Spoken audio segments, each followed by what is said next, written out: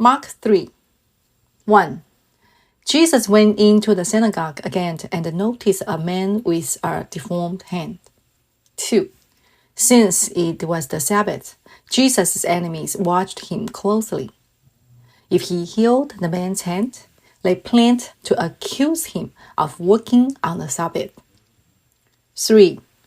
Jesus said to the man with the deformed hand, "Come and stand in front of everyone." 4. Then he turned to his critics and asked, "Does the Lord permit good deeds on the Sabbath, or is it a day for doing evil? Is this a day to save life or to destroy it?" But they wouldn't answer him. 5. He looked around at them angrily and was deeply saddened by their hard hearts. Then he said to the man, "Hold out your hand." So the man held out his hand, and it was restored. 6. At once the Pharisees went away and met with the supporters of Herod to plot how to kill Jesus. 7. Jesus went out to the lake with his disciples, and a large crowd followed him. They came from all over Galilee, Judea. 8. Jerusalem, Idumea, from east of the Jordan River, and even from as far north as Tyre and Sidon. The news about his miracle had spread far and wide, and vast numbers of people came to see him. 9. Jesus instructed his disciples to have a boat ready so the crowd would not crush him. 10. He had healed many people that day, so all the sick people eagerly pushed forward to touch him. 11. And whenever those possessed by evil spirits caught sight of him, the spirit would throw them to the ground in front of him, shrieking, "You are the Son of God." 12. But Jesus sternly commanded the spirit not to reveal who he was. 13. Afterward, Jesus went up on a mountain and called out the ones he wanted to go with him, and they came to him. 14. Then he appointed 12 of them and called them his apostles. They were to accompany him, and he would send them out to preach. 15. Giving them authority to cast out demons. 16. These are the 12 he chose. Simon, whom he named Peter. 17.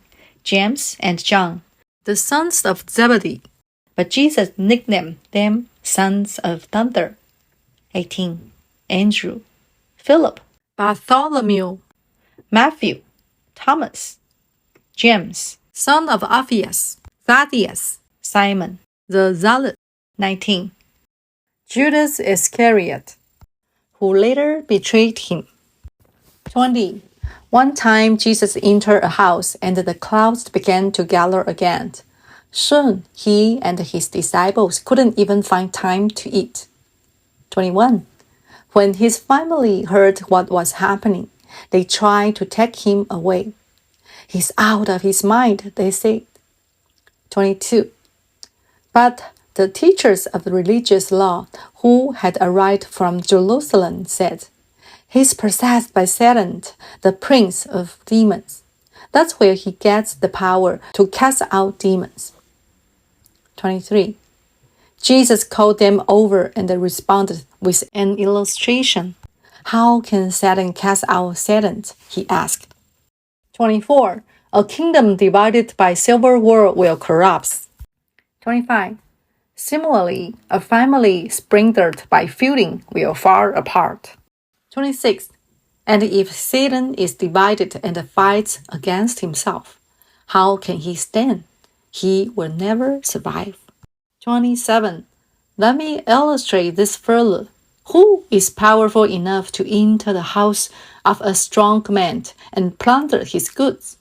Only someone even stronger, someone who could tie him up and then plunder his house. 28. I tell you the truth, all sin and blasphemy can be forgiven.